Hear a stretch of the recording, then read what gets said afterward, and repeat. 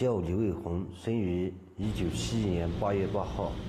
我是生长在澜沧江边康浦乡康浦上村。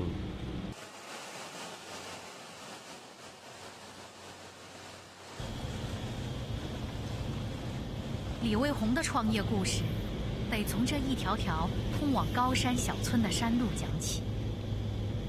从徒步进山背货，到雇佣骡马驮运，再到修建通车山路，李卫红用了10几年。最早的是应该是在03年、04年那个时候，我就在这里上山收油菜啊什么的，就说走过，特别难走，一下雨的话还得就上不去了。原来是不通路嘛，现在这叫那个叫来挖机以后，再把这条路给它搞平整了，基地里面就方便了。然后就是说我们的材料啊、运输啊、种油菜那个种子种苗拉上运输这块的话就特别方便。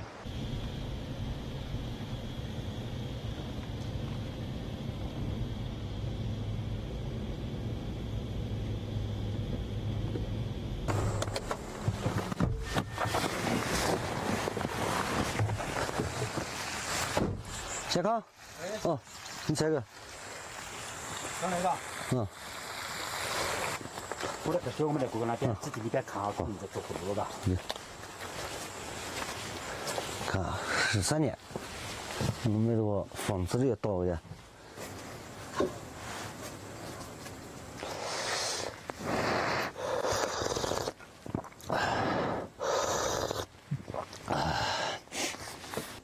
相当艰苦，估计就是再坚持哈，是吧？过段时间我们给它产品，也是房子也好，那些都是全部给它好好的，给它建起来，然后有志于会下一步路啊，以后志于越来越好，对吧？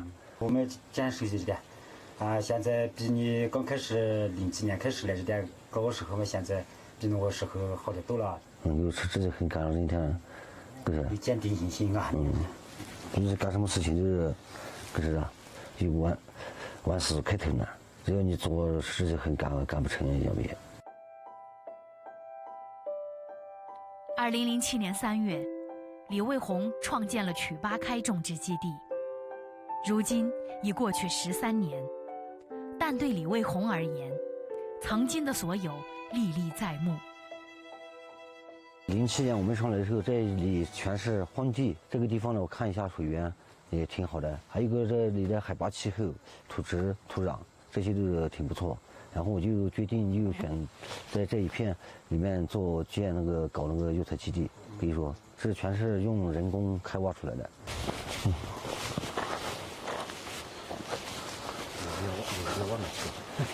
这一挖，好，就是这个。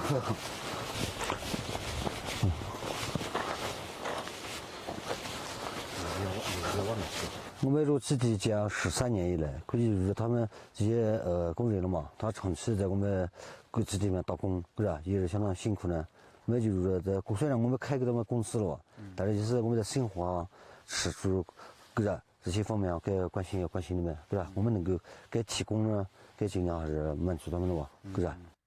创业初期，李卫红只是为了日子过好点，但随着发展越来越大，从贩卖山货到创建基地，到成立合作社，再到打造一个产业，李卫红的事业不再只是关乎一个人，而是牵动着一方百姓的脱贫致富。这些工人都有在附近在城市旁边那些工厂那里边，都有在附近有李叔叔那边。他们人如果还在不够，你看我操作人是吧？要抓紧把人再加大。如果辛苦了哦，因为拔时候按一点拔个的，没吃那些不影响是吧？工钱这些是我们按月打，你们给谁多少钱嘛？打给你们那些。这不是我们路修咱也是，你们这个都房子好整出来就舒服了。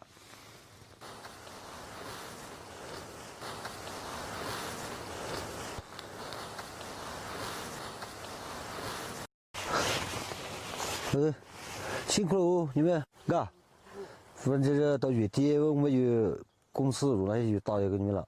反正你们辛苦钱我们给着，不可能收你们王手人，嘎。过去我们考虑过了，过咱们你这个老干部一年。老干部，这不对，嘎，那辛苦了哦。哎，过几天端午节我请你们来这也或者唱歌跳舞，干那天，嘎，请你们去。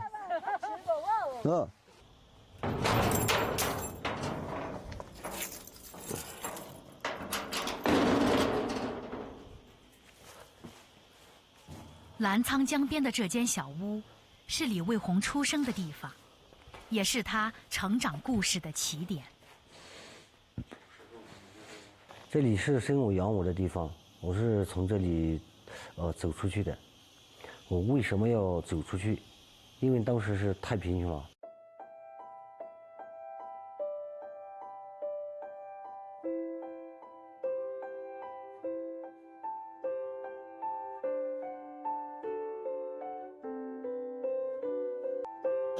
无论走多远，我都不会忘记我为什么走出去。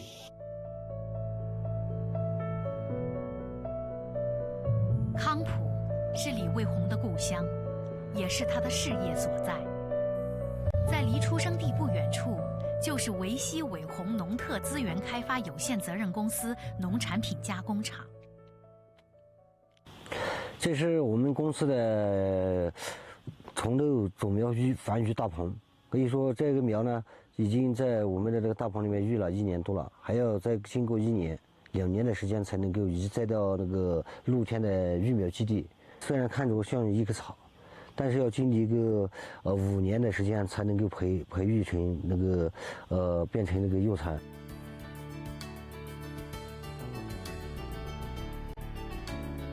人也好比像这个草药一样，要经过长期的磨练，然后慢慢的培育才能够变成成蚕。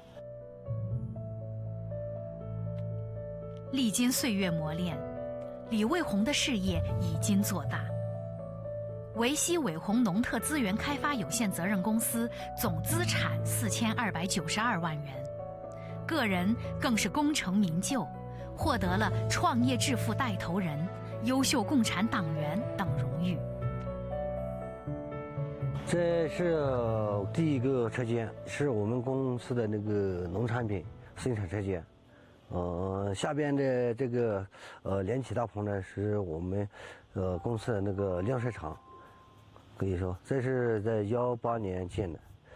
这个我们的这个整个厂区呢，可以说是在18年1年的时间就给建设完成了。然后是建设了4条生产线，然后中药材加工的1条生产线，还有那个海藻仁的加工生产线1条，还有脱水蔬菜的生产车间1条，是4条整个生产车间。这4条生产车间呢，主要就是把我们当地的这个中药材，还有农产品，还有蔬菜类的，给它能够整合了以后，经过初加工以后再销出去。主要就是说把我们的中药材产业、农产品产业这些方面就长期稳定的给它就做下去。然后呢，把我们这一代的那个老百姓给它带动起来，然后就把这个产业也是就是说形成一个固定的产业链了。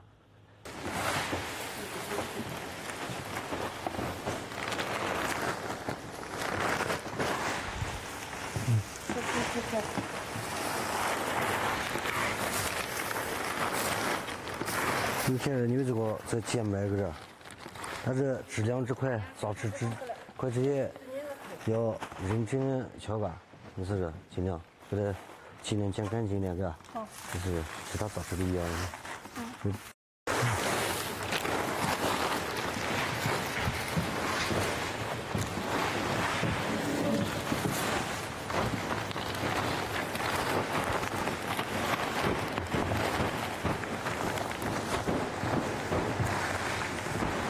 因为包装是数量要一定要保足，多一点就没有事情，就是说不能少量。企业虽然做大，但李卫红不敢松懈。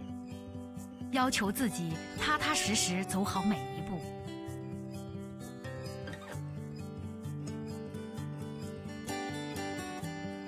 年少时的一个无奈选择，如今也成了自己最大的遗憾。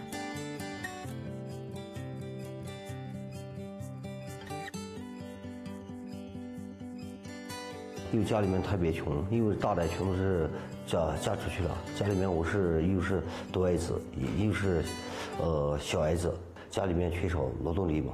因为我父亲跟母亲是他年纪又大，肌肉多病，所以说当时我就初中毕业以后我就没去继续复学，然后就在家里面干农活吧。如果当时那个上学读书的话，能够谋到一份工作，然后也不会到，就说我在人生的经历里面不至于走到这么多的艰苦艰辛的路了。因为贫困而辍学，李卫红不愿这样的悲剧再次发生。如今条件允许了，李卫红除了让自家孩子读书求学，也没有忘记村里贫困人家孩子的读书问题。里面走，里面走。吃饭里面不是？那这走的，里面走。啊？里面走，这走，这走。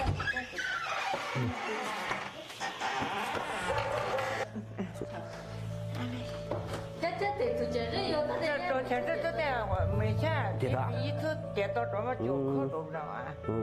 啊，这还得走，这真是一个月了也，减一个月。就进出那些这个小心，特别晚上去去给这块就是我两个读书人，家里面相当困难。对，那个老人两个都是病不了人。家庭情况这块一样都外边出口不成是，就在家里面家庭困难又要服侍老人家，你说又要读书娃那搞不成嘛在康复乡读书成绩各方面的这样带自己全面好的学生挂给一副，就是说资助他从初中到高中到大学的学业完成这样的。我家儿子这下子又要上高中了姑娘又读大学下个学期又大三了。因为读书是不是帮别人读嘛？你到我那里我就跟他说，就是也不是帮你爷爷奶奶读，也不是帮你爸爸妈妈读，读书是为自己读。不管遇到什么个挫折好，在学校里面遇到一些好，反正一定要觉得。坚持的这些，要求这个这样的话。我也那对，听你的话一点那个。就是放假了好多些嘛，就是有些的回来的公司的，我看了，也学了好些东西，就是他也觉得看我们也都做了，但我们这种社会大平凡这种人，不是那就是一天两天的话，来能够走到今天我呢，就是人家听见说老板老人。多好听！其实我们这有多苦的，我们自己晓得，是不是？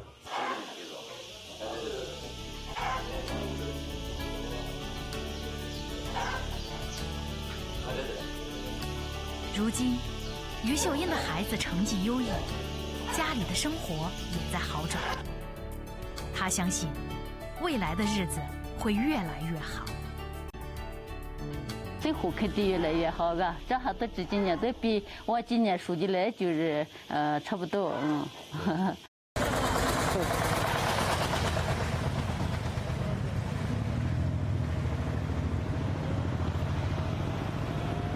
横断山脉，纵横交错，山路迢迢，出山不易。康浦乡依旧保留着逢八赶集的传统。这天，山里人会带来各类山货上街叫卖。从岔支村回来，李卫红也来赶集。在这里，他能瞧出今年山上的收成情况。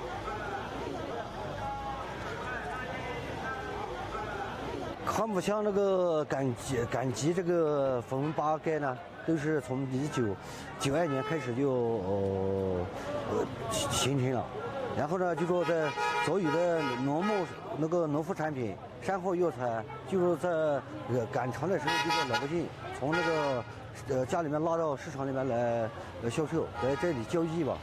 然后就可以说，以前是我们公司呢，我呢就说到各个乡镇去，开着车去采购。现在的话，就说我们不用去采购了，经过各个乡镇的小老板收购了以后，拉到我们公司来。然后呢，现在我呢没有时间出去了解这个市场，只能说赶场的时候能够抽出时间，在市场里面搞一下那个市场调查。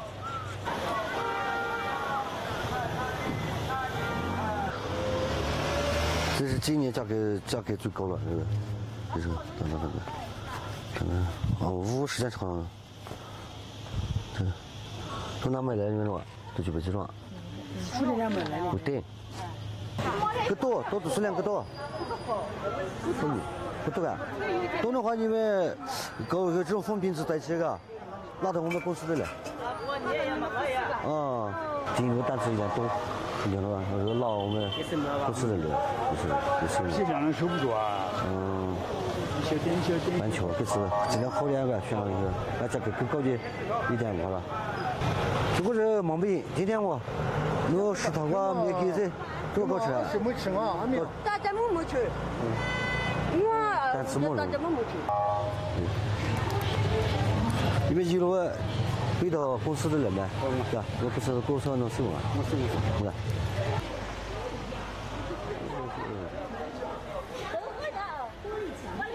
18年前，李卫红的事业还未起步，他还是倒卖山货的小贩。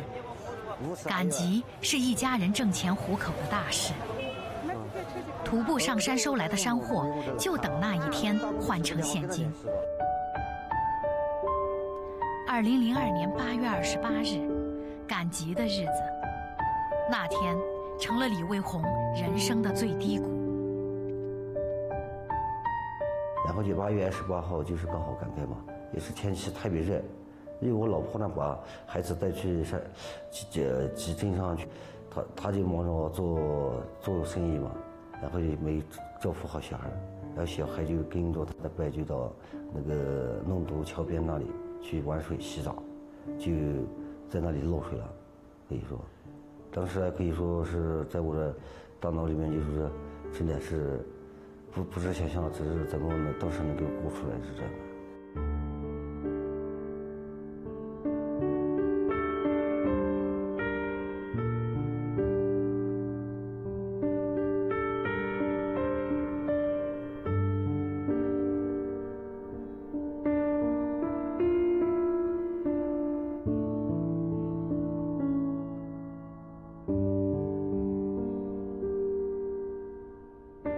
孩子过世了以后，刚好相差1个月，我父亲又10月1号国庆节又过世了。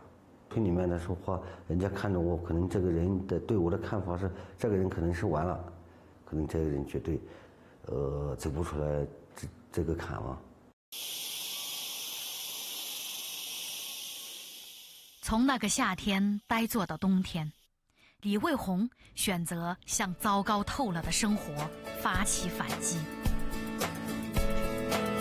但是我心里想，我也是说，一定要，可以说我还有母亲在嘛，可以说，所以我就说，尽量就说为了家庭的话，我也想把这个家给它撑起来，就是继续努力去挣钱嘛。李卫红在山谷里洒下的汗水，终于浇灌出了一个产业。李卫红和他的团队也明确了自己的发展理念，创建示范基地，振兴特色产业，对接合作组织，打造优势品牌，致富一方百姓。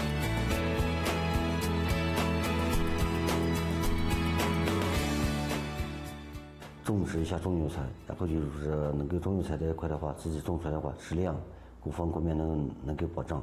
还有一个呢，就是说，我想就是说，在我们本地的话，就是说，把老百姓这一块，就是说从教会他们去种植中药材，还有怎么去种，怎么去管理，然后怎么去加工呢？这样的话，就说我们的量也可以出来了，还有就是说老百姓的收益也得到了增加。可以说，我也想把我们这一线的老百姓给他带动起来。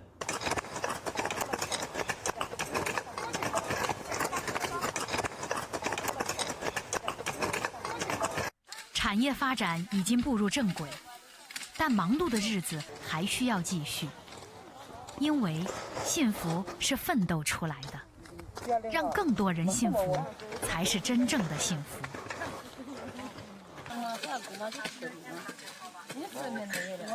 维西县齐乐村花猎小组地处高半山区，交通不便，农田多为半山斜坡，传统农作物收益不高，农户收入低，年轻劳动力多到外地务工。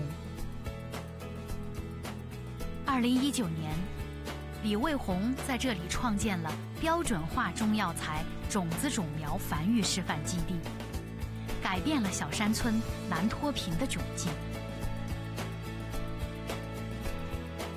种农作物的话，它的收益最多也就1亩地就连工钱啊、成本在内也就1000多了。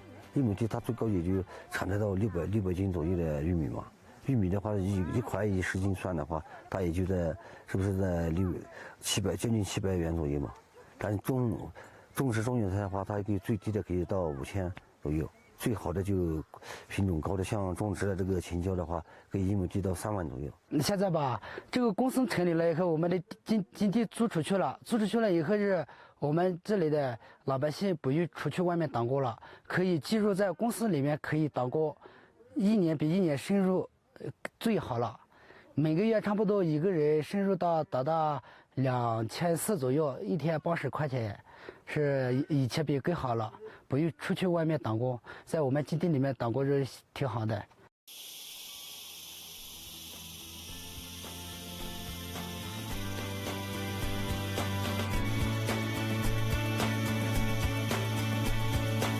曾经的贫苦少年，上下求索，奋斗半生，终于事业有成，成就了自己，也帮助了无数乡亲。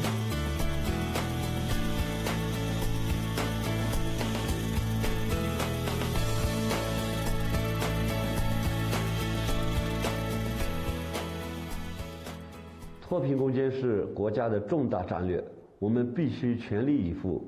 维西县呢有着独特的发展中药材的地理气候优势，也是维西县的一线一业产业。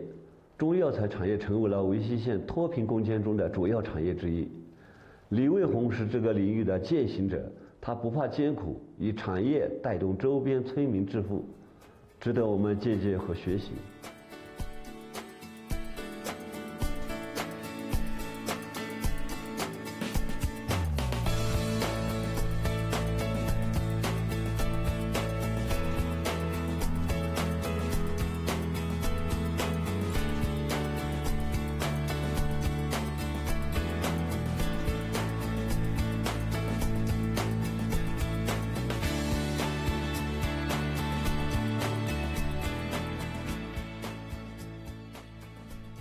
以我的那个人生经历能够走到今天的话，就是说必须要吃在那个苦中苦，然后幸福是靠努力奋斗，打拼出来的。